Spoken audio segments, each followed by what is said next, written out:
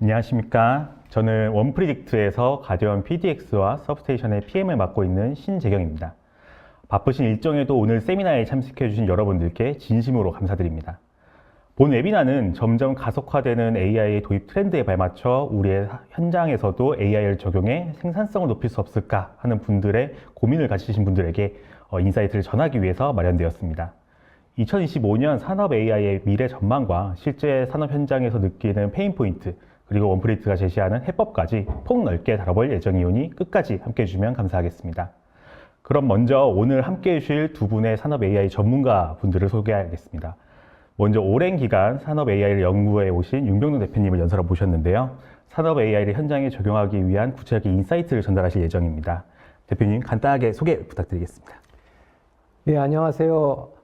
저는 원프리딕트 대표이사면서 서울대학교 기계공학부의 교수로 재직하고 있는 윤병동입니다. 반갑습니다. 네, 반갑습니다. 네, 다음은 스마트 팩토리 구축에 있어서 풍부한 현장 경험을 갖고 계신 정일영 소장님을 모셨습니다. 설비 관리에 대해서 깊이 있는 이야기를 해주실 건데요. 소장님도 소개 한 번만 부탁드리겠습니다.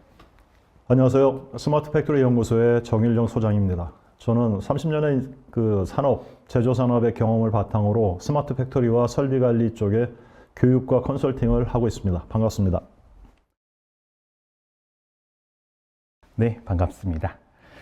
네, 맥켄지에서 올해 1월에 발표한 2025 AI 리포트에 의하면 조사 기업 대상으로 92%가 향후 3년 안에 AI 투자를 확대할 것이라고 밝혔습니다. 또한 47%의 기업이 업무의 30%가 AI로 인해 변화될 것으로 예상한다고 답변했는데요. AI에 관심이 점점 높아짐을 알 수 있었습니다. 오늘 함께 해주신 모든 분들도 역시 내 현장에 AI를 어떻게 도입할 수 있을지에 대한 관심이 높을 거라고 생각되는데요. 오늘 웨비나에서 대표님께서는 현장의 PHM 기술을 비롯한 산업 AI를 적용할 수 있는 경험에 대해서 인사이트를 제공해 주시고, 소장님께서는 오랜 경험을 바탕으로 산업 AI가 필요한 현장의 페인 포인트들을 잘 이야기해 주실 거라고 기대됩니다. 과연 AI가 우리의 일터를 어떻게 점점 바꿔낼지 기대가 되는데 오늘의 웨비나를 통해서 청중들이 유익한 힌트를 얻으실 수 있으면 좋겠습니다. 본격적인 대담에 앞서 2024년도 한 해 동안 AI에 관련돼서 가장 기억 남는 이슈가 무엇인지가 좀 궁금한데요. 제가 느낀 AI 분야에서 가장 뜨거운 주제는 바로 AGI, 일반 인공지능입니다. 인간과 유사한 사고력을 가진 AI를 의미하는데 아직 완전한 AGI가 실현되진 않았지만 기술의 발전이 점점 가속화되면서 이 가능성에 대해서 논의가 활발하게 이어지고 있습니다. 그렇다면 현재의 AI는 어떻게 될까라고 구분을 해보자면 챗봇이나 이미지 인식 같이 다양한 분야에서 공통적으로 활용될 수 있는 호리젠탈 AI와 금융이나 의료, 제조와 같이 특정 분야에 특화된 버티컬 AI로 나뉘고 있습니다. 이렇게 AI가 점점 우리의 현장에 구체적으로 다가오고 있는데요. 대표님께서는 작년 AI의 트렌드에 대해서 어떻게 생각하시나요? 예, 우선 오픈 AI의 기술적인 성장이 가장 큰 변화였다고 저는 보고 있습니다. 그리고 최근에 잘 아시는 중국의 딥시크와 같은 또 신흥 AI 업체들이 속속 등장을 하면서 이 시장이 굉장히 안개 속이지만 빠르게 성장하겠다 이런 느낌을 좀 받았고요. 두 번째는 이런 이제 AI 인프라와 엔비디아의 하드웨어 인프라가 이 결합을 하면 미래에는 엄청난 시너지가 만들어질 수 있겠다라는 생각이 듭니다. 저도 오늘 아침에 출근하자마자 약 1시간 동안 이제 챗GPT 갖고 제 업무 생산성을 높이는 작업들을 좀 했었는데요. 이런 이제 오픈 AI의 챗GPT는 흔히 이제 허리존탈 AI 또는 제너럴 AI라고 부릅니다. 제 생각에 해당 시장은 오픈 AI, 구글 AI, 메타 등 이런 글로벌 기업들에 의해서 이미 시장이 선점되었고 대부분의 게임은 끝나지 않았나 이렇게 저는 생각이 들고요. 자, 그렇다면 우리는 무엇을 더 잘할 수 있을까? 그런 관점에서 저는 이와 대비되는 AI 영역을 좀 꼽고 싶습니다. 그게 이제 버티컬 AI 영역인데 이는 이제 특정 산업 도메인에 적용되는 AI 기술이라고 보시면 됩니다. 예를 들면 인더스트리얼 AI, 헬스케어 AI, 파이낸셜 AI, 에듀케이션 AI 등이 이제 여기에 포함되고요. 이 중 이제 저와 여기 계신 분들이 관심을 갖는 영역이 바로 인더스트리얼 AI라고 저는 생각을 합니다. 그래서 오늘은 전반적으로 인더스트리얼 AI의 어떤 방향성, 또 그걸 가기 위해서 여러 가지 도전 과제들이 있을 거고요. 그리고 산업적인 효과나 사례 위주로 이야기를 나누는 좋은 자리가 됐으면 합니다. 네, 좋은 말씀 감사합니다. 그러면 소장님께서는 작년 AI 트렌드에 대해서 어떻게 생각하시나요? 예, 저는 작년은 2023년도에 이제 연장성장에 있지 않았나 싶어요. 기술적으로는. 그러다 보니까 많은 곳에서 윤리, AI에 대한 윤리라든지 보안이라든지 인재 부족에 대한 부분이 이슈가 좀 나왔던 것 같고요. 기업체, 산업체에서 보면 약간 부조화적인 그런 면이 있었던 것 같아요. 왜냐하면 현장은 머신러닝이라든지 그 이전에 인지형 그런 AI에 어떻게 보면은 비중을 좀 많이 이렇게 가야 되는데도 불구하고 생성형 AI가 나오는 바람에 완전히 그쪽으로만 이렇게 쏠리는 약간 어떻게 보면 부조화적인 부분이 좀 이슈가 아니었나 생각합니다. 맞습니다. 뭐 한 해 동안에 이렇게 다양한 이슈가 있었다는 점에서 굉장히 흥미롭다고 생각이 드는데요. 사실 이 참여해 주신 여러분들이나 아니면 연사분들도 이 중에서 특히 산업 AI 부분이 굉장히 좀 관심 있어 할 포인트인 것 같습니다. 그렇다면 이번에는 범위를 조금 더 줄여 보아서 산업 AI가 작년 한 해 어떤 변화를 가져왔을까에 대해서 알아보고자 합니다. 대표님께서는 이제 작년 한 해에 그 산업 AI에 관련해서 어떤 변화가 왔다고 생각하시나요? 제가 지난 10년을 좀 돌이켜 보면 대부분 기업들은 막연히 AI에 대한 기대감을 갖고 한번 해보자 이런 접근이 좀 많았다고 생각을 합니다. 하지만 최근에 조금 변화가 있어요. 어떤 변화냐면 회사들이 구체적인 목적성을 지금 가지고 접근하고 있습니다. 그 중 하나가 산업 내에 이제 결국 업무 생산성을 향상을 시키는 기대감을 갖고 있고요. 이와 연관돼서 이제 통계청 자료를 좀 보면 향후 25년 동안 우리나라 인구는 약 19.6% 줄어든다고 되어 있습니다. 반면 더 무서운 거는 생산 가능 인구의 감소인데 이게 31.4%예요.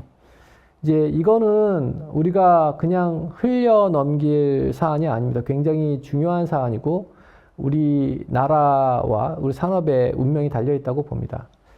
또 하나의 문제가 있습니다. 그게 뭐냐면 산업 전문가 부재인데요. 이거는 진짜 떠오르는 산업 리스크 중에 하나라고 저는 생각을 합니다. 그래서 이러한 이유 때문에 경영층을 필두로 해서 DX나 또 이제 DT 조직에서는 이런 산업 AI를 활용해서 운영, 품질, 정비, 안전, 물류 등 이런 다양한 업무 영역에서 어떻게 생산성을 높일까 이런 점을 인식하기 시작했다고 저는 생각하고 이런 측면에서 저는 산업 AI가 지금 당장을 위한 준비가 아니라 앞으로 5년, 10년, 20년 뒤에 펼쳐질 우리 산업 환경의 변화 그리고 사회 환경의 어떤 변화를 고려해서 지금부터 준비를 철저히 해야 된다고 생각을 합니다. 만약 이런 준비가 잘 안 된다면 대한민국의 밝은 미래를 기대하기는 어렵겠죠. 맞습니다. 저도 굉장히 공감이 가는 내용이고요. 소장님께서는 그러면 작년 한 해에 산업 AI가 가져온 변화에 대해서 어떻게 보고 계시나요? 변화보다는 이제 변화가 좀 필요한 부분을 조금 말씀을 드리면 어차피 변화라는 건 계속해야 되니까요. 좀 전에 말씀하신 것처럼 좀 단기가 아니라 중장기적인 미래를 어떻게 보면은 생각하는 그런 부분이 있어야 되는데 우리는 메타버스나 빅데이터가 들어왔을 때처럼 솔직히 어떤 새로운 기술이 어떤 역량과 변화를 우리한테 줄 것인가를 좀 이렇게 생각하고 그 다음에 접근 전략을 이렇게 수립을 해야 되는데 우리는 사용법만 먼저 배우고 그 다음에 전략을 세우려고 노력을 많이 하거든요. 영향과 변화보다.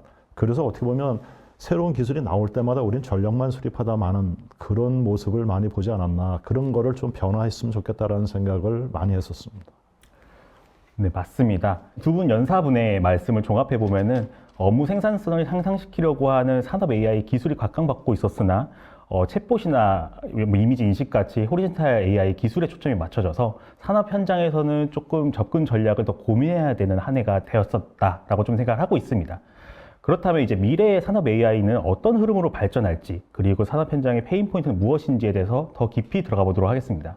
2025년을 포함한 미래에는 산업 AI를 위한 기업 간의 협업, 데이터의 표준화, 그리고 현장 도메인 지식에 대한 결합들이 굉장히 중요해질 것으로 생각됩니다. 이미 산업 전반에 자동화 기술이 많이 도입되어 있다 보니 산업 AI가 적용되어 있다라고 느끼시는 분도 있으실 것 같은데요. 산업 AI는 어떤 배경에서 어떤 목적으로 도입되고 어떤 지향점을 가지고 있는지 알아볼 필요가 있다고 생각합니다. 이 부분에 대해서 소장님께서는 어떻게 생각하시나요? 먼저 저희는 그동안 40년 동안 무엇을 했는지 한번 생각해 볼 필요가 있다고 생각해요. 그 3차 산업혁명에서 추구하는 것들이 오피스 쪽에는 전산화, 그 다음에 로컬, 현장에는 자동화 쪽을 많이 추진을 했거든요. 그런데 경영진이나 관리자 측에서 이 부분을 컴팩트화, 한마디로 해서 무인화라는 그런 부분으로 이렇게 좀 몰아가서 원가 경쟁력을 높이는 쪽으로만 이렇게 추진을 했었습니다. 정말 이 진실된 그 목표와 목적이 무엇이었냐를 한번 생각해 보면 전산화와 자동화는 디지털화가 진짜 중요한 거였거든요. 아날로그를 디지털로 바꾼다는 그 자체는 어마어마한 변화였고 디지털로 바뀌는 순간 우리는 목표가 달라져요. 뭐 추적, 분석, 시뮬레이션을 할 수 있었거든요. 그러면 디지털, 그동안은 아날로그라 없었던 부분을 추적, 분석, 시뮬레이션을 통해서 재발 방지하고 생산성을 높이고 에너지를 줄이고 그 다음에 시뮬레이션을 통해서 미래를 예측함으로써 그걸 통해서 우리는 원가 경쟁력을 가야 되는 부분이 있었습니다. 그래서 산업 AI 부분 앞으로 미래는 이 3차 산업혁명의 전산화, 자동화의 디지털화의 그 세 가지 목표와 목적을 우리는 기반으로 좀 가야 될 필요가 있다고 생각합니다. 네, 맞습니다. 그러면은 이 부분에 대해서 대표님은 어떻게 생각하시는지 한번 이야기를 듣고 싶습니다. 산업 AI의 배경과 목적 그리고 어떤 지향점을 가지고 있는지 이야기 부탁드리겠습니다. 저도 정 소장님의 의견에 100분 동의합니다. 이게 가장 큰 배경은 결국은 업무의 생산성을 향상시키는 것이다 이렇게 보고 있고, 뭐 잘 아시다시피 그 산업 자동화는 1970, 80년대에 본격적으로 등장을 했습니다. 그 배경은 이제 작업자들의 반복적인 작업들을 자동화된 제어 로직으로 대체함으로써 그분들의 생산성을 높인 거였거든요. 그러면서 이제 동시에 현장 작업자들은 생산 라인에서 빠지는 대신 생산 관리, 품질 관리, 자산 관리, 물리 관리 등 더 생산적인 업무로 그분들의 역무가 전환됐다고 봅니다. 이제 향후에는 아까 말씀드린 이제 급격하게 생산 가능 인구가 줄어들 것이고 또 우리가 마주하는 산업 설비는 더 복잡하고 업무도 더 고도화될 것입니다. 이로 인해서 이제 자동화만으로는 생산성을 향상하기가 어렵다라고 저는 보고 있습니다. 그래서 이러한 상황적인 인식을 통해서 자동화는 앞으로 자율화로 패러다임 변화가 좀 필요하다고 보고 있고요. 그래야지만 지금 현재 우리 한 사람당의 생산성을 우리가 1이라고 본다면 2030년, 40년, 50년에는 그게 1.3, 1.5 이렇게 자꾸 증대돼야 된다고 보고요. 자, 그럼 이제 자동화 대비해서 자율화의 가장 큰 차이가 뭐냐? 가장 큰 차이는 산업인공지능 기술을 통해서 사람의 개입이 없이 산업 설비 스스로 이게 느끼는 거죠. 느끼고 머릿속으로 이렇게 사고하고 그다음에 행동으로 할 수 있는 기능을 갖게끔 만들어주는 거라고 봅니다. 요약하자면 결국 생산 가능 인구가 줄어들고 복잡해지는 산업 설비와 업무에도 불구하고 이 산업인공지능을 통해서 업무의 생산성을 극대화시킬 수가 있다고 봅니다. 그게 저는 지금 현재 우리가 처한 상황을 돌파할 수 있는 유일한 길이라고 봅니다. 네, 맞습니다. 디지털화로 인해서 늘어나는 데이터를 활용한 산업 AI로 이제 인구 감소를 해결하고 업무 생산성을 향상시키면서 자율화까지 가는 것으로 이해가 됩니다. 그렇다면 미래에는 산업 AI가 어떤 과제와 변화를 맞을지가 정말 궁금한데요. 향후 2025년 산업 AI가 직면한 가장 큰 도전 과제가 무엇이며 이를 해결하기 위한 어떤 준비가 필요하다고 생각하는지 대표님의 의견부터 먼저 들어보겠습니다. 저는 정말 많은 회사를 만나봤습니다. 그리고 다양한 산업군을 접해봤고요. 대부분 회사들은요, 지금 AI 모델을 만드는 데 초점을 맞추고 있어요. 사실 그게 틀린 거는 아니지만 좀 궁극적으로 우리가 가야 될 방향은 맞습니다. 하지만 저는 AI 모델을 구축하는 것보다 더 시급한 문제는 데이터 플랫폼을 잘 구축하는 거라고 생각합니다. 즉, 양질의 데이터를 잘 확보할 수 있는 자동화된 플랫폼을 만드는 거죠. 예를 들면 데이터 취득, 저장, 이 관리하는 자동화된 체계가 지금 현재 필요하고요. 그래서 필요한 데이터를 빨리 확보하고, 데이터를 표준화하고, 데이터를 필요에 따라서 전처리하고, 그리고 빠르고 자동화된 데이터 입출력 체계를 갖추는 거라고 봅니다. 그런 다음에 비로소 강력한 AI 모델이 구축될 수 있고요. 지금은 왠지 불안한 기초 위에 자꾸 건물을 지으려는 시도가 성급하게 진행된다고 보고 있습니다. 그래서 이제 한 가지 홍보를 하자면 저희 회사에서는 이미 이제 다양한 산업 도메인에 대한 이해를 바탕으로 아주 강건한 산업 데이터 플랫폼을 구축을 해왔고, 그 다음에 산업 AI 파운데이션 모델을 구축한 경험이 있습니다. 그래서 국내에서는 유일하게 그 APM이라고 하죠. 산업 자산의 성능을 관리하는 상용 제품인 가디온 PDX를 출시했고, 지금 성공적으로 비즈니스를 펼치고 있습니다. 그래서 이후에 조금 더 구체적인 이야기를 좀 드리도록 하겠습니다. 네, 감사합니다. 그러면 소장님께서는 2025년 산업 AI가 직면한 가장 큰 도전 과제와 이를 해결하기 위한 어떤 준비가 필요한지 답변 부탁드리겠습니다. 예, 이전에도 말씀드렸는데 3차 산업혁명의 뭐 자동화, 전산화를 말씀드렸었어요. 현장에서는 많은 그런 기술들이 지금도 들어와 있는 데가 많고, 뭐 이제 중소기업 같은 경우에는 그런 아직 그 기술 수준은 좀 열악하지만 중견기업 이상에서는 많은 부분이 이렇게 진척되어 있다고 생각해요. 그런데 아무리 많은 그런 기술과 솔루션이 있어도 많은 기술과 솔루션에서 많은 데이터가 이렇게 뿜어져 나와도 우리는 조정실을 한번 보면 사람과 사람 간의 커뮤니케이션은 로그 시트로 한다는 거죠. 한마디로 해서 중환자실에 많은 그런 설비들이 그 환자의 상태를 실시간으로 얘기를 해도 의사와 간호사는 오직 로그 시트로만 본다라는 거는 무엇인가? 뭔가 우리가 해야 될 과제 중요한 걸 뭔가 빠뜨리고 있지 않느냐라는 거죠. 그래서 항상 보면 왜라는 부분을 다시 한번 생각해 볼 필요가 있다라고 생각합니다. 맞습니다. 두 분의 말씀을 종합해 봤을 때 저희가 가지고 있는 양질의 데이터를 확보하고 활용할 수 있는 데이터 통합관리 체계가 먼저 기반이 돼야 될 것 같다라는 것이 2025년 산업 AI 발전 핵심 과제가 될 것으로 보입니다.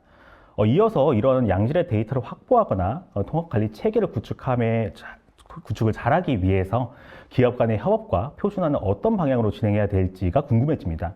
그러면 산업 AI 발전을 위해서 기업 간의 협업이나 표준화는 어떤 방식으로 이루어질 것 같은지 소장님의 의견 한번 들어보겠습니다.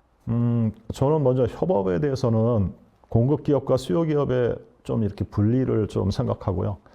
공급 기업 같은 경우에는 저는 딥시크의 그梁원평 창업자, 그 개발자이자 창업자인 그 분의 철학을 굉장히 마음에 이번에 들었어요. 왜냐하면 그분은 중국이라는 거를 생각도 했어요. 왜냐하면 미국에 의해서 중국은 2위를 지금 가고 있지만 미국을 뛰어넘겠다는 생각에서 오픈 혁명을 이루지 않았습니까? 뭐 미국은 그 전부터 오픈되어 있는 데가 많았어요. 개발자 같은 경우에는 실리콘밸리 같은 데 커뮤니티 같은 거. 그렇지만 중국도 보면 항저우에도 이제 그런 커뮤니티가 굉장히 많다라는 거죠. 그거는 일단 자국 내에서의 기술 수준, 여러 가지 수준을 경쟁사가 아니라 하나로 해서 높인다는 거거든요. 그래서 공급사는 그런 커뮤니티에 대한 부분이 좀 있었으면 좋겠다라는 생각 들고요. 그렇지만 수요사를 봤을 때는 협업과 표준화는 많은 제약이 있을 거다 생각하고요.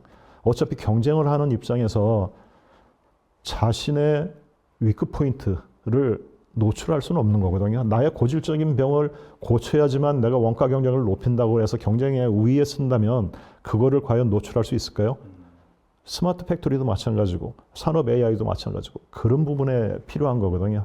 그래서 표준화나 협업은 공급사와 수요사가 약간 좀 다른 쪽으로 가는 게 맞지 않겠나 하는 생각을 해봤습니다. 맞습니다.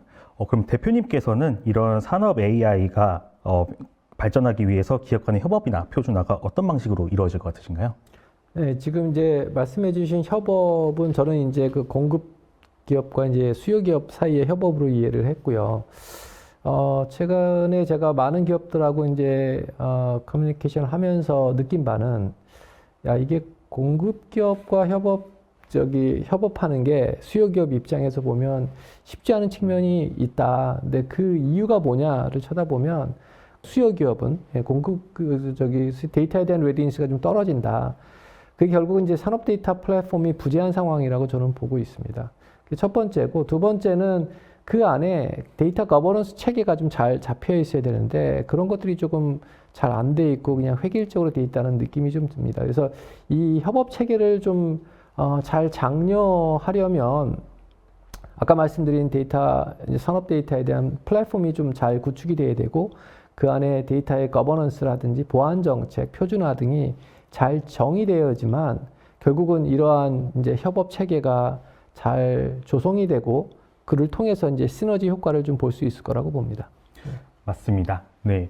쉽지는 않겠지만 미래를 위해서 소통 가능한 형태의 데이터의 보안이나 거버넌스를 정의할 수 있는 데이터 관리 체계를 마련해야지 향후에 산업 AI를 도입함으로 인해서도 수요기업과 공급기업 모두가 효율적으로 사용할 수 있게 될 것으로 기대됩니다.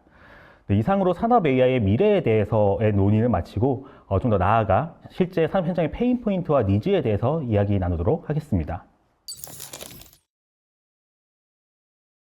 산업 AI 기술이 발전함에도 불구하고 현장에서는 다양한 어려움이 존재합니다. 성공적인 사례 도입과 도입 이후에 기대를 미치지 못했던 사례로 포함해서 실제 페인 포인트와 개선에 대한 사항에 대해서 한번 확인해 보겠습니다. 산업 AI 도입을 통해서 성공적인 효과를 거둔 대표적인 사례가 무엇일지, 뭐 이런 사례가 많지는 않겠지만 있다고 하면 소장님께서 한번 사례를 한번 소개해 주실 수 있을까요? 산업체에서 성공적이다라고 보면 어떻게 보면 오피스 쪽에서, 사무실 쪽에서는 뭐 요즘 가장 좀 이슈가 되는 RPA 같은 거 있지 않습니까? 이런 RPA 같은 경우는 예전에도 어차피 그런 알고리즘은 있었고요. 그런 알고리즘을 통해 가지고 한 부분은 있었지만 제조에 비해서 비제조는 솔직히 효과는 별로 없었어요. 그래서 그걸 성공이라고 할 수 있을까라는 간소화 이런 건 됐지만 코스트 쪽으로는 약간 퀘스천은 좀 있고요. 그 외에는 운전 쪽에, 운전 예측 모델 쪽에는 굉장히 성공 사례가 있다고 생각을 해요. 1967년 DDC가 맨 처음에 나왔을 때 그 어려움을 DDC를 만든 다이렉트 디지털 컨트롤이라는 걸 만든 사람들은 한마디로 말해서 파괴적인 기술을 얘기한 거거든요. 그래서 그 사람들이 한 5년 정도 맨 처음에 나오자마자는 실패했어요. 근데 5년 후에 DCS를 만든 거거든요, DDC가. 그 후에 DCS라는 분산 제어 시스템에서 APC, Advanced Process Control, 그 다음에 RTO, Real Time Optimize까지 가는 거는 굉장히 좋은 예측 모델을 가져가는 부분은 성공적이라고 보고요. 제가 가장 마음에 들었던 부분은 온스트림 애널라이저의 버추얼 온라인 애널라이저, 한마디로 말해서 소프트 센서라는 기술이 있어요. 그 부분은 정말 성공적인데 2007년도에 예지 버전을 처음 봤어요. 그것도 AI의 머신러닝을 탑재한 부분인데 아직까지도 성공이다라고 생각하는 그렇게 큰 성공을 얘기하는 건 아직까지 좀 보진 못했어요. 그런 부분이 설비관리 쪽에는 좀 아쉬웠던 부분이고요. 성공 사례는 운전 쪽에는 굉장히 있었다고 생각합니다. 맞습니다. 뭐 자동화나 이런 것들이 가장 우선시 되다 보니까 그런 쪽에 좀 레퍼런스가 현장에서는 좀 많았을 것 같은데요. 오히려 약간 다양한 기업을 대상으로 설비에 대한 솔루션을 제공해 본 대표님께서는 다른 경험을 얘기해 줄 수 있을 것 같습니다. 예, 아까 초반에 좀 말씀드린 사항인데 지난 10여 년 동안 이제 보면 목적성 없이 한번 해보자라는 이제 시도가 많았거든요. 그러다 보니까 아무래도 성공 사례가 좀 적을 수밖에 없었고 최근 들어서는 말씀드린 바와 같이 굉장히 뚜렷한 목적성을 갖고 접근하는 경우가 많습니다. 그러다 보니까 이제 점점 그 사례가 많이 발굴되고 있고 저희 회사 같은 경우는 지난 1년 동안 이제 배터리 제조사하고 같이 일을 하면서 한 약 180건 정도의 유즈 케이스가 발굴이 됐고요.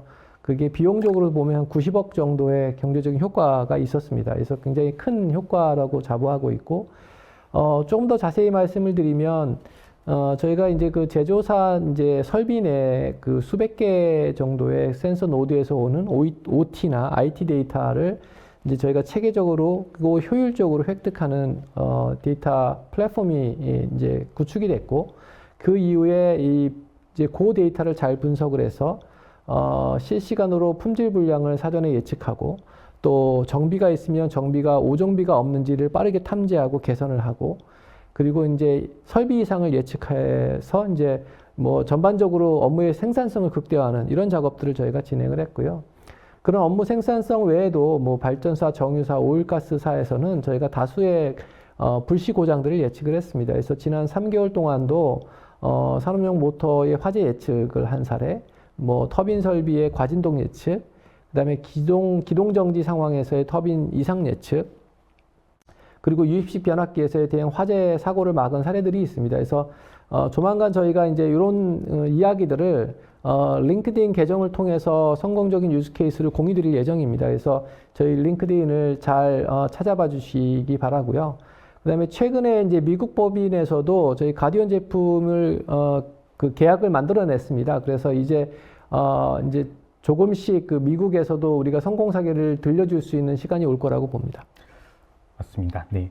두 분의 말씀을 종합해 보면 이제 공정 프로세스에 대한 자동화뿐만이 아니라 설비 관리 측면에서도 점점 산업 AI의 성공적인 효과 사례들이 나오고 있는 것으로 보이고 있습니다.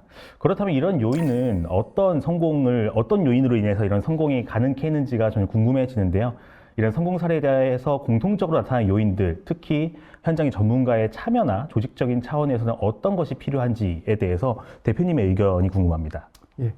일단 뭐 공급사 입장에서는 좋은 솔루션을 만들어야겠죠. 그건 기본이라고 보고요. 그다음에 수요기업 입장에서는 솔루션 도입을 해서 문제가 해결된다 이렇게 생각하시면 안 됩니다. 도입을 하는 즉시 그 다음부터는 이제 운영하고 하는 그 부서하고의 협업이 굉장히 중요하다고 좀 봅니다. 그래서 운영하는 부서에서 충분한 인력과 자원을 같이 투자하셔야 된다고 생각하고요. 그리고 도입하신 그 경영자분들께서는 공급기업과의 협업 여건을 잘 만들어 주시는 게 중요하다. 그리고 반드시 이제 ROI를 따지셔야 된다고 생각을 합니다. 그래서 일단 단계별로 보면 첫 번째는 양질의 데이터가 확보가 돼야 되겠죠. 그러면 그 얘기는 이제 데이터 플랫폼 도입에 관심을 좀 가지실 필요가 있고, 그게 잘 되고 나면 그 다음에는 산업 AI 모델을 구축을 하셔야 되고, 마지막으로는 그걸 이제 산업 전반에 걸쳐서 적용하면서 그 업무 생산성을 높이는 거에 대한 성공 사례들을 자꾸 확보하셔야 된다고 봅니다. 그래서 이것들이 가능한 게 아까 좀 전에 말씀드린 이제 가디언 PDX라고 보고, 그래서 이거는 공정의 고장과 그다음에 설비의 고장 이 두 개를 같이 바라보는 솔루션이기 때문에 어떻게 보면 국내에서는 처음 개발된 그 자산의 성능 관리 플랫폼이라고 보고 있고요. 맞습니다. 저도 이제 그 말씀해 주신 것 중에서 솔루션을 도입 직후에 바로 이제 뭔가 결과를 보려고 한다는 것이 현장에서는 그렇게 당연히 생각하겠지만 굉장히 어려운 일이고, 이것 또한 좀 시간을 가지고서 ROI를 철저하게 분석해야 된다는 것에 굉장히 공감이 갑니다.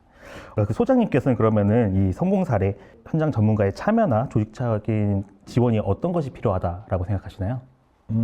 뭐 조직적인 지원으로 보시면 누구나 뭐 다 아는 거는 경영자의 관심과 솔직히 투자가 가장 필요한 거고요. 근데 경영자분의 그 관심 속에는 미래에 이 영향으로 해서 어떻게 변화해야 되겠다라는 그 부분이 좀 투비가 좀 같이 들어가야 된다고 생각을 하고요. 설비관리 입장에서 보면 메인터넌스 웨이 같은 거를 우리 기업에서 가져가야 되는 그런 큰 그림을 갖게끔 만들어줘야 되는 게 중요하다고 생각해요. 그냥 과제만 뽑아와라라는 게 아니라 문화화시키고 그거가 정착돼서 지속할 수 있는 그런 거가 참 중요하다고 생각하고요.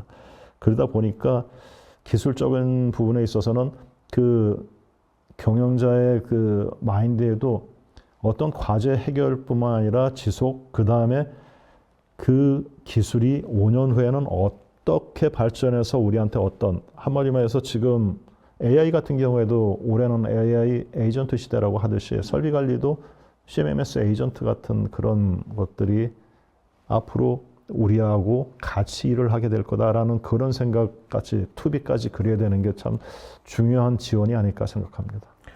맞습니다. 네, 종합해 보면은 현장 전문가의 적극적인 참여뿐만이 아니라 조직적인 지원, 그리고 문화적인 차원에서의 접근이 꼭 필요하다. 이것들이 성공의 핵심 요인이다라는 것을 알 수 있었습니다. 반면에 이런 산업 AI를 도입했지만 성과가 미흡했던 사례도 있을 것 같습니다. 이런 곳에서는 어떤 문제가 있었는지 들어보고 싶은데요. 도입 후에도 성과가 미흡했던 사례에 대해서는 주로 어떤 문제가 발견했고 그거에 대한 시사점은 무엇인지에 대해서 소장님의 의견이 궁금합니다. 예, 2010년에 석유학에 있을 때 그 예지 버전 솔루션을 도입을 했었어요. 세 가지를 도입을 했었는데 뭐 메이커를 여기서 뭐 명명하지는 않고 모델링 방식 하나와 전기 해석법을 두 가지를 했었습니다. 근데 그 당시만 해도 완전 새로운 기술이었어요. 이런 새로운 기술이 도입됐을 때 가장 중요한 게 무엇이냐면 바로 하는 거거든요. 이 기술이 무엇인지를 이해하고 공감대를 얻고 그게 현장에서의 변화 관리랑 같이 이렇게 문화적으로 정착이 돼야 되는데 저희는 지식면에서 너무 부족했던 것 같아요. 이 솔루션만 들어오면 설비 관리가 다 될 줄 알았어요. 근데 막상 도입했더니 가장 먼저 데이터가 하나도 없는 거야. 10만 설비 중에 대상이 단 10개밖에 안 된다는 거는 사전에 우리가 도대체 무슨 생각으로 이거를 도입했는지에 대한 부분까지. 예. 그래서 3년 만에 실패를 했었어요. 그래서 가장 중요한 거는 교육. 이런 기술적인 부분에 대한 교육이 정말 중요하다. 그래서 그 교육을 바탕으로 변화 관리가 중요하다라는 생각을 했었습니다. 그래서 시사점이 그거였던 것 같아요. 바로 알면 바로 우리가 왜라는 걸 통해서 우리가 부족한 걸 통해서 이거를 갈 수 있는데 그걸 모르면 가다 보면 이게 아닌가 보다 하는 그런 회의가 지금 스마트 팩토리랑 비슷한 그런 회의가 또 있을 것 같다는 생각을 합니다. 조금 더 이제 정리를 해보면은 좀 더 목표를 가지고서 이 명확한 이제 도입을 했어야 되는데 그냥 무분별하게 이게 좋은 기술인 것 같다 해서 도입하게 되면은 결국 실패로 돌아갈 수 있고 그리고 이거에 대해서 교육이나 좀 더 후에 활용할 수 있는 방안이 좀 마련되어야 될 것 같다라는 내용인 것 같습니다. 대표님께서는 우리 산업 AI 도입 이후에 성과가 미흡했던 사례에는 어떤 문제가 있고 어떤 시점이 있다고 생각하시나요? 저도 뭐 생각이 굉장히 유사합니다. 그 정소장님 의견에 동의하고요. 사실 이제 가장 큰 문제는 도입 후에 관심이 없는 거죠. 도입은 해놓고 정작 잘 사용하지 않고 관심을 안 가지는 게 가장 크다고 보고 있고요. 그래서 이제 이걸 잘 되려면 결국은 이제 수요 기업도 투자를 하셔야 된다. 그다음에 이제 두 번째는 데이터 준비가 안 돼 있는 경우가 많습니다. 아까 말씀하신 것처럼 뭔가 기둥은 설치가 됐는데 파운데이션이 없다 보니까 바로 허물어지는 상황이 오는 거죠. 그리고 또 간혹 그런데 경영진 분들이 너무 조급하실 수도 있어요. 그런 것도 저희가 조금 경계되는 부분이고, 그다음에 마지막으로는 과거에 실패했던 경험을 하신 분들이 계세요. 근데 그것 때문에 안 될 거라고 치부해버리는 이런 어떤 선입견들. 사실은 실패 없이 성공할 수가 없습니다. 그래서 이런 실패를 좀 교훈 삼아서 어떻게 내가 또다시 실패하지 않게끔 좀 레슨 런드 프로세스를 좀 가지고 성공으로 만드는 노력들이 필요하다고 보고, 그를 위해서는 좀 열린 마음으로 이런 새로운 시도들을 좀 하실 필요가 있다. 근데 그러려면 아까 말씀드린 것처럼 데이터도 준비가 돼야 되고, 그 다음에 충분히 그 이해를 해야 되고, 그리고 도입 후에 관심을 가져주셔야 된다. 이렇게 생각합니다. 맞습니다. 두 분의 말씀을 좀 종합해 보면 기술의 부족이 아니라 운영에 대한 전략적인 부재, 아니 목표에 대한 부재가 가장 큰 원인일 것 같고, 이후에 도입이 돼서라도 이제 관리에 대한 체계나 교육이 좀 미흡했던 것이 주요 원인이라고 좀 생각이 듭니다. 이와 같이 현장의 페인 포인트를 어떻게 원필드가 해결해 나갈지에 대해서 이야기 한번 해보겠습니다. 이전 주제에 덧붙여서 하는 이야기지만 저도 이제 원필트에서 가디언 PDX와 서브스테이션에 대한 PM으로 역임하면서 솔루션을 납품하고 직접 현장 담당자에게 좀 이야기를 좀 많이 나누어 봤었는데요.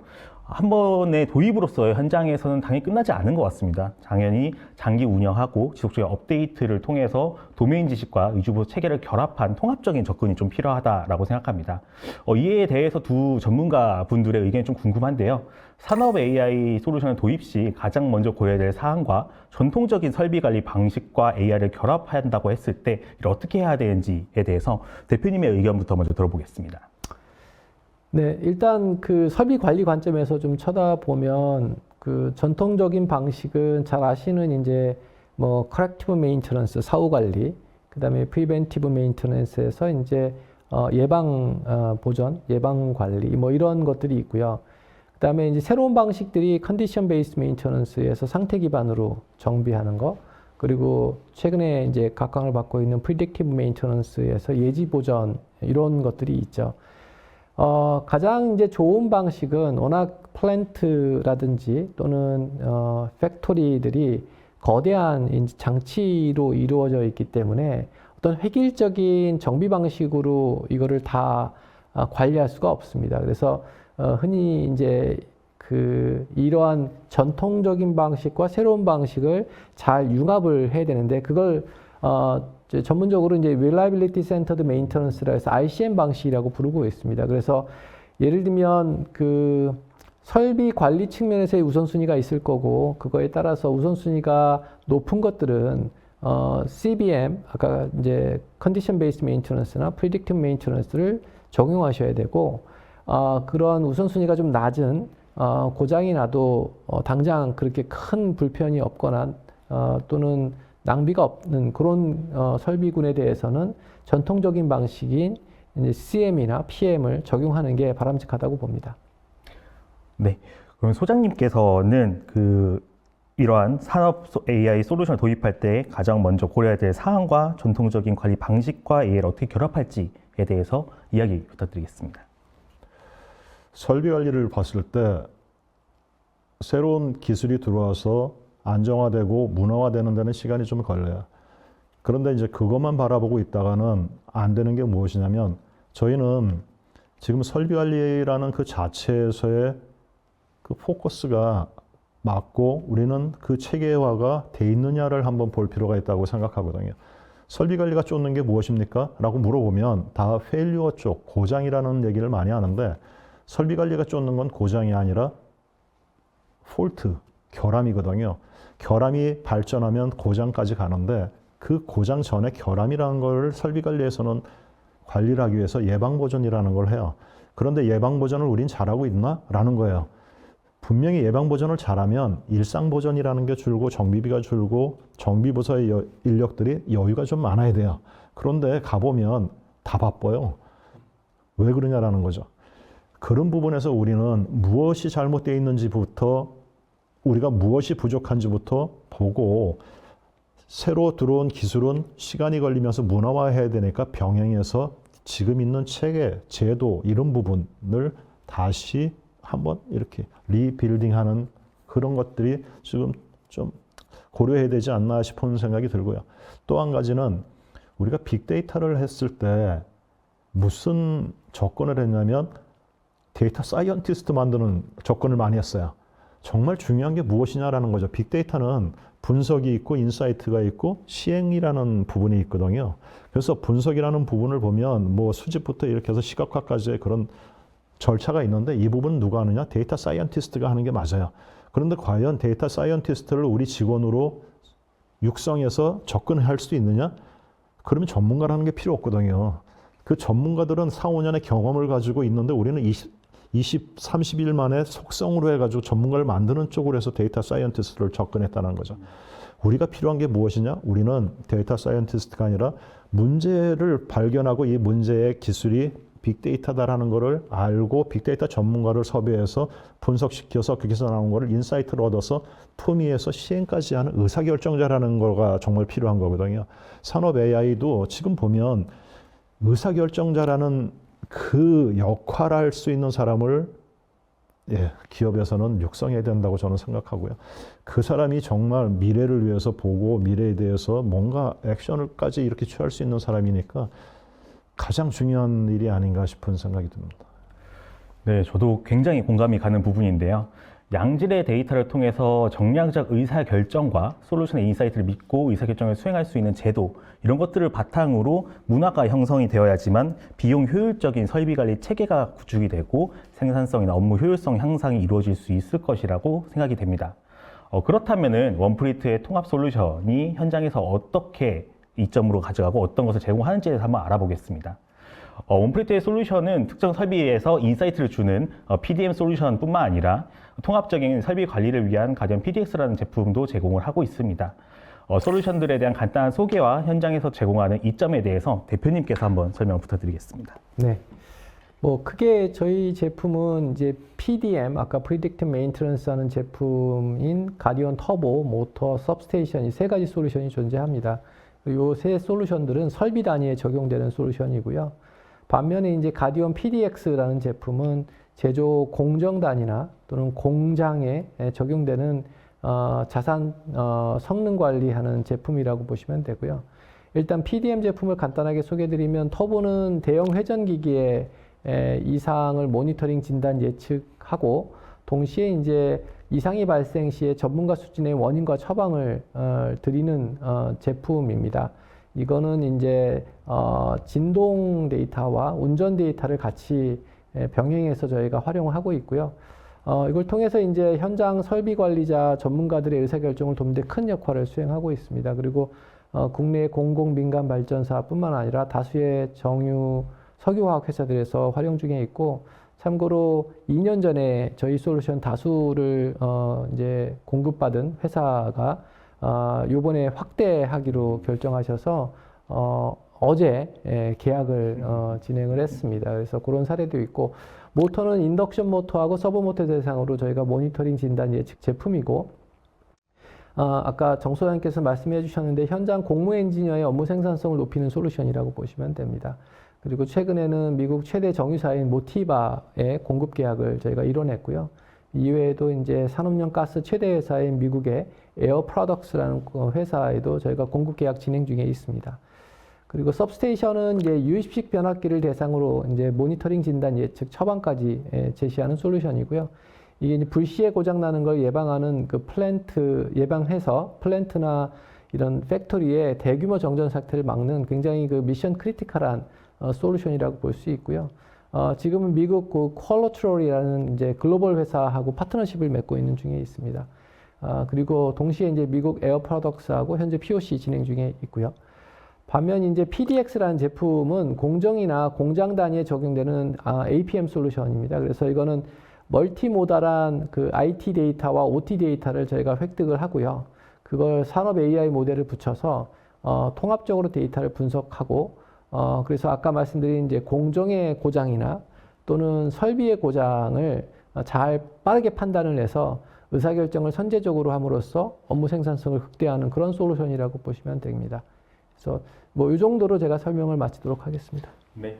아마 들어와 계신 모든 분들이 이 가디언 PDX라는 제품에 대해서 좀 관심이 많으실 것 같습니다. 이 가디언 PDX라는 솔루션은 도메인 지식과 AI 기술 그리고 CMMS의 강점을 결합해서 산업 자산과 공정 관리 혁신을 실현하는 핵심 솔루션임을 알 수 있었는데요. 이로써 원플레이트가 제시하는 해법에 관한 논의를 마치도록 하겠습니다. 네, 이렇게 세 가지 대주제에 대해서 이야기를 나눠봤는데요. 지금까지 함께 해주고 계신 모든 분들께 감사 말씀드리고 이어서 Q&A 세션을 가져보도록 하겠습니다. 먼저 본 세미나에 등록을 하면서 먼저 남겨주셨던 질문에 대해서 몇 개 소개를 하고 채팅을 통해 들어온 실시간 질문들을 최대한 답변 드려보도록 하겠습니다. 먼저 웨비나 등록 시에 사전에 남겨주신 질문입니다. APM 특성상 성과를 측정할 수 있는 척도를 마련하기가 굉장히 어렵습니다. 고장을 잡아내면 그 고장이 미래에 어떤 피해를 끼칠지 알 수가 없어서 어떤 성과를 나타내는지 알 수가 없고 고장이 날 시에 왜 막지 못했냐라는 원성을 듣기 마련인데요.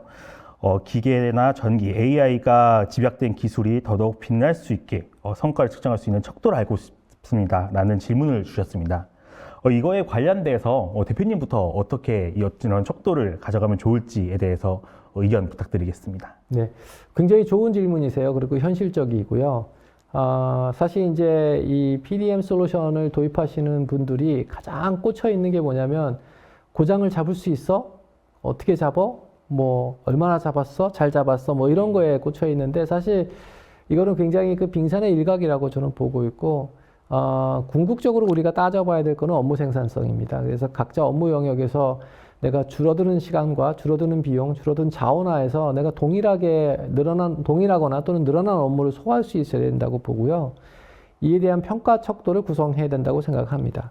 예를 들자면 제조 분야에서는 OEE, 그러니까 Overall Equipment Effectiveness라고 해서 이제 종합설비 효율 같은 지표들이 있습니다. 이런 지표들을 어떻게 보면 종합적인 지표로 좀 활용하시고 그다음에 각자 업무의 특수성이 있습니다. 예, 뭐 예를 들면 품질을 보시는 분, 정비하시는 분, 그다음에 물류 관리하시는 분 이런 분들 입장에서는 업무별로 그 정량적인 지표를 좀 만들어서 그 지표들을 좀 관리할 필요가 있다고 봅니다. 맞습니다. 그러면은 소장님께서는 이 질문에 대해서 어떻게 생각하시나요? 예, 저도 OE에 대한 부분은 굉장히 강조하고 찬성하는 입장이거든요. 그런데 이제 OE가 1990년도에 국내에서는 기업들한테 굉장히 소개가 많이 됐었어요. 그래서 기업들이 벤치마킹을 통해서 OE를 하려고 노력을 했는데 문제가 뭐냐면 OE는 성능 가동률, 시간 가동률, 양품률이라는 걸 곱하다 보면 85점 넘기가 정말 어려워요. 그런데 국내 경영진 사장님 같은 경우에 저희 85점입니다 라면 100점을 우리는 항상 잘했다 생각하는 입장에서는 한 방 얻어 터지는 경우가 많았어요. 그러다 보니까 많은 분들이 이거를 보고를 못해요. 그러다 보니까 관리 지표에서 빼버리기 시작한 게 90년도 말부터였어요. 그래서 OE는 외국에서는 많이 쓰지만 국내에서는 바르게 쓰는 데는 거의 없다라고 저는 보고 있어요. 그런데 써야 돼요. 왜? OE는 그 안에 7대 손실이라고도 얘기하고 8대 손실이라고 얘기하는 부분이 공정과 설비, 그 다음에 5가지의 밸류 체인이 그 안에 들어있어요. 그래서 로스를 줄여나가면 우리는 어디에 성과가 어디 있냐면 코스트 레포트에 있거든요. 솔직히 우리 원가 경쟁력을 높인다는 건 돈 벌기 위해서 하는 거지 뭐 남 좋은 일을 시키는 게 아니잖아요. 그래서 코스트 레포트의 결과가 나오게끔 할 수 있는 건 OE 관리하는 게 굉장히 좋은 방법이라고 저도 생각합니다. 맞습니다. 저도 굉장히 공감이 가고요. 이야기 주신 것처럼 산업 AI와 같이 좀 정량적으로 뭔가 평가할 수 없는 지표를 OE를 통해서 설비 종합 효율을 통해서 관리를 하게 되면은 조금 더 컨센서스를 이루고 효율적으로 가져갈 수 있지 않을까라는 내용에 굉장히 공감이 갑니다. 네, 다음도 사전 질문인데요. 설비 관리 방법에 질문이 많이 들어왔는데 가장 문의가 많았던 것은 산업용 모터에 대한 효율적인 관리 방법에 있었습니다. 이 부분이 현장에 대한 전문가이신 소장님께서 답변을 주시면 좋을 것 같습니다.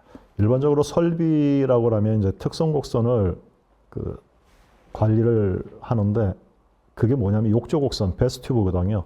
초기에 고장이 많다가 어느 순간이 되면 안정화가 되면 랜덤, 우발 고장 구간이 있고 그 다음에 마지막에 마모가 좀 시작되는 부분, 얼화가 시작되는 부분부터 마모 고장 구간이라고 해서 고장이 늘어나요. 그런데 가장 중요한 모터 쪽은 이 초기 고장 구간에 영향을 많이 받는다라는 거죠. 그래서 그때 가장 큰 영향이 작업자 미숙이라는 부분이 가장 심하기 때문에 크기 때문에 어떻게 하든지 교육이나 그런 부분이 들어가야 되는데 지금 우리나라의 그 제조 산업을 보면 경험자들이 많이 퇴직하는 그런 추세거든요.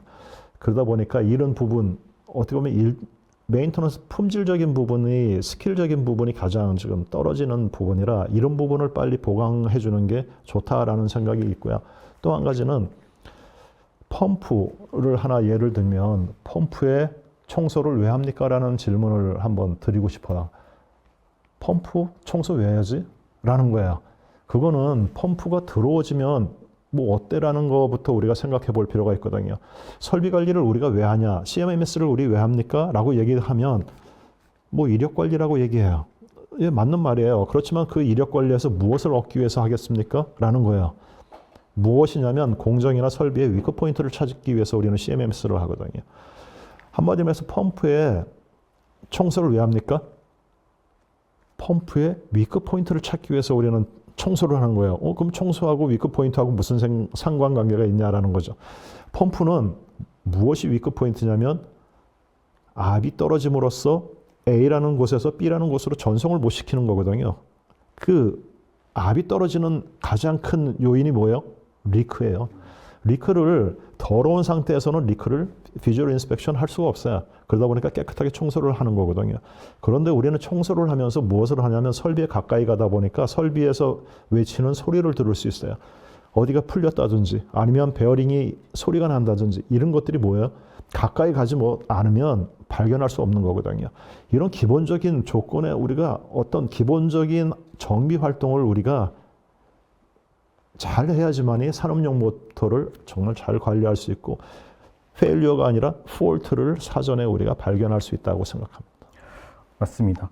조금 더 제 의견도 같이 덧붙여 보자면 이제 전문가들이 많이 은퇴를 하면서 이제 전문성이 떨어지는 상황에서 이 위크 포인트를 잘 찾기 위해서는 이것을 대체해 줄 수 있는 솔루션들이 뒷받쳐져야 되고 이런 인사이트들을 통해서 관리하는 방식과 문화가 좀 필요할 것 같다라는 생각도 듭니다. 이제부터는 좀 이제 실시간으로 들어온 답변드리게 될 것 같은데요. 가디언 PDX는 어떻게 산업자산과 공정을 혁신적으로 관리하나요? 라는 질문을 주셨는데, 이 부분은 대표님께서 설명을 해주실 수 있을 것 같습니다. 네, 아까 말씀드린 것처럼 이제 가디언 PDX는 그 OT, IT 데이터를 다 받고요. 그 데이터를 이제 함께 분석을 합니다. 과거에는 이제 뭐 진동이나 전류만 많이 봤다면 지금은 PLC나 MES 단에서 올라오는 데이터들도 함께 분석을 하는 거죠. 그래서 제조 상황에 대한 인식을 좀 같이 하는 거고요. 이제 그걸 하다 보면은 당연히 설비에 대한 고장만 보는 게 아니라 공정에 대한 고장도 같이 관심을 가질 수밖에 없습니다. 그래서 이 두 가지는 또 뗄 수 없는 관계이기도 하고요. 그래서 결국은 이제 사람으로 치면 제가 심혈관 질환이 있다. 이거를 뭐 혈압과 맥과 이런 걸 가지고 좀 볼 때 어떤 특정 트레시홀을 걸어놓고 심혈관 질환이라고 이제 저희가 판정을 내린다면 사실은 이 획일적인 어떤 기준을 갖고는 이 심혈관 질환을 알아내기가 어렵습니다. 제가 운동을 하느냐 아니면 걷고 있느냐 아니면 쉬고 있느냐에 따라서 이 트레시홀 자체가 다르게 잡혀야 되거든요. 그 얘기는 운전 조건을 알지 못하면 사실은 정확하게 설비 고장을 알 수가 없고 또 그 반대의 경우도 마찬가지라고 생각합니다. 그래서 PDX는 그런 측면에서 OT, IT 데이터를 같이 쓰고 또 그거를 저희가 갖고 있는 그 파운데이션 AI 모델을 가지고 굉장히 정확하게 잘 분석할 수가 있습니다. 거기에서 이제 아마 저희가 갖고 있는 차별성이 드러난다고 이해하시면 되겠습니다. 네, 감사합니다. 생각보다 좀 시간이 빨리 흘러서 이게 아마 마지막 질문이 될 것 같습니다. 마찬가지로 채팅창에서 올라온 질문인데요. 현재 원프리딕트는 어떤 프로젝트를 진행 중이고 최근 성과가 무엇인지 궁금합니다. 라는 질문 남겨주셨습니다. 이 부분도 아마 대표님이 설명이 가능하실 것 같은데요. 네. 뭐 일단 그 모터 सब스테이션 아까 말씀을 드렸고요. 최근에 저희가 중점적으로 보고 있는 건 PDX하고 터보 솔루션입니다. 아무래도 터보는 발전사, 정유사, 석유화학사 이런 데서 많이 이제 쓰고 계시고 PDX는 최근에 디스플레이, 철강 또는 그런 제조사를 비롯해서 이제 방산이나 철도 등 다양한 산업군에도 저희가 공급을 지금 진행하고 또 노력을 하고 있습니다. 그래서 거기에 더불어서 그 아까 이제 미국 법인에서도 저희 오거닉하게 저희 가디언 모터, सब스테이션 이런 매출들이 발생을 하고 있고 굉장히 이제 회사의 분위기는 나름 굉장히 좋습니다. 그래서 이제 이런 것들이 아마 빠르게 그 우리나라뿐 아니라 미국 시장에서도 우리 제품과 기술력이 증명되고 그걸 통해서 미국 시장에서 우리 그 비즈니스의 성장을 좀 앞으로 좀 기대할 수 있지 않을까 이렇게 생각합니다. 네. 많은 관심을 가져주십시오. 네, 감사합니다. 네, 많은 분들이 관심을 갖고 질문을 남겨주셨지만 시간 내에 다 다루지 못한 점 좀 양해 말씀 부탁드리겠습니다. 짧은 시간이었지만 답변을 통해서 조금이나마 궁금한 부분이 해소되었길 바랍니다. 이것으로 Q&A 세션을 마치고 웨비나를 마무리하고자 합니다. 오늘 세미나에서는 2025년 산업 AI에 대한 방향과 실제 현장의 페인 포인트, 그리고 원프리트가 제시한 해법에 대해서 폭넓게 다루었습니다. 대표님과 소장님께서 귀한 말씀 전해주셨기 때문에 산업 AI가 단순 자동화를 넘어서 설비 관리와 예지 보전, 그리고 효율에 대한 극대화까지 기여할 수 있음을 알게 되었습니다. 두 분의 소감이 좀 궁금한데요. 대표님부터 간단한 소감 한번 말씀해 주실 수 있을까요? 오늘 정말 많은 분들이 오셨다고 들었습니다. 그래서 일단 이렇게 귀한 시간 내주셔서 감사드리고요. 또 많은 분들이 오신 만큼 저희가 최선을 다해서 준비했고 아마 제가 갖고 있는 경험과 그다음에 지식들을 좀 공유할 수 있어서 너무 좋았던 시간이었습니다. 그리고 또 옆에 계신 정 소장님의 어떤 실제 실무적인 이야기들을 엿볼 수 있어서 그것도 많은 배움의 기회가 됐고 또 여기 참여하신 분들의 좋은 질문들 때문에 또 한층 배울 수 있는 시간이 됐습니다. 감사합니다. 네, 소장님께서 간단한 소감 한마디 부탁드리겠습니다. 예, 산업 AI하고 이제 설비 관리에 관심과 열정이 많다라는 거에 대해서 놀랐고요. 이 분야에서 일을 하고 있는 제 자신이 좀 더 노력해야 된다는 생각을 했습니다. 예, 감사합니다. 네, 바쁘신 와중에도 참여해주신 모든 분들께 진심으로 감사드립니다. 네, 이상으로 웨비나를 마치도록 하겠습니다. 네, 감사합니다.